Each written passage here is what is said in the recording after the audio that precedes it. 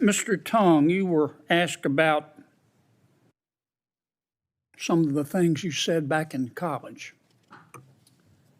And one of the things that you were asked about was a statement you made in 2004. I believe that women are simply better than men at some things. Did you say that? I did say that, Senator. You said that you believe that women are better at some things, right? That's right, Senator. You didn't say women are worse at some things, did you? I did not say that, Senator. Just want to be sure I understand. How is that denigrating women? It was not denigrating women, and I did not intend it to be so, Senator. Yeah. I mean, you said they're better at some things. If you said they were worse at some things, you would be denigrating women, wouldn't you? I would, Senator. I don't know if I asked you this, but you didn't say they could do things worse. You said better, right? Just want to be sure I understand. That's right, Senator. Does government have free speech rights? Government does have free speech rights. How so?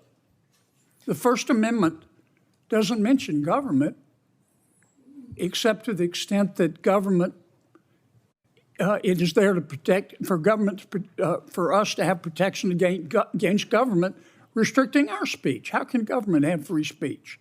Senator, you are right to the extent that the First Amendment refers to Congress. Congress shall not make any law abridging the freedom of speech or of the press. But there is a government speech doctrine that allows the government to convey a political message it wishes to, and the government is not committed to a policy of neutrality at all times.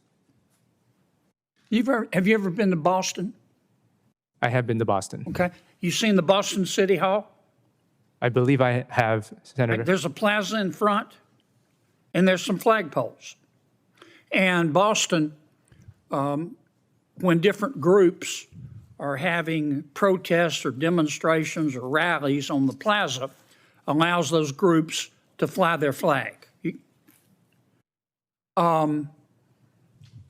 Someone wanted to fly a Christian flag, and the city of Boston said no. And the Supreme Court and the city of Boston said, that's our choice. That's government speech. We don't want to fly a Christian flag. So how come the Supreme Court said that they had to fly the Christian flag if government has free speech? Senator, if the government opens up its plaza to all comers, so to speak, then it's restricted under the public forum doctrine in terms of what viewpoints it would decide to favor or not. That's not necessarily so, is it, Counselor? I mean, let's suppose Texas, this actually happened. Someone in Texas lets people buy specialty license plates. You know, I love little warm puppies and stuff like that. You can buy a specialty license plate.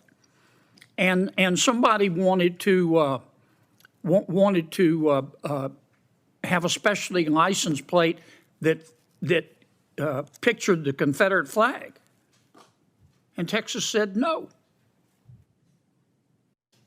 And the Supreme Court said Texas doesn't have to do it, government speech. So isn't that inconsistent with what you just said? Senator, it is not inconsistent. This area of law is extremely complicated when something qualifies as a public forum such that viewpoint discrimination might not be allowed versus a public benefit and public conditions that the government can rightly impose on others, on its recipients, then that shades into government speech, in which case the government would have more control over what kind of speech gets projected into the public square. But there is potential for tension there between the two doctrines that you raised, Senator. The chairman's going to gavel me to shut up in a second. I just want to be sure I understand. Back at Yale, you said there are some things that women are better at, right? Yes, Senator. not worse, That's right. better. Yes, Senator. Okay, thank you, Mr. Chairman.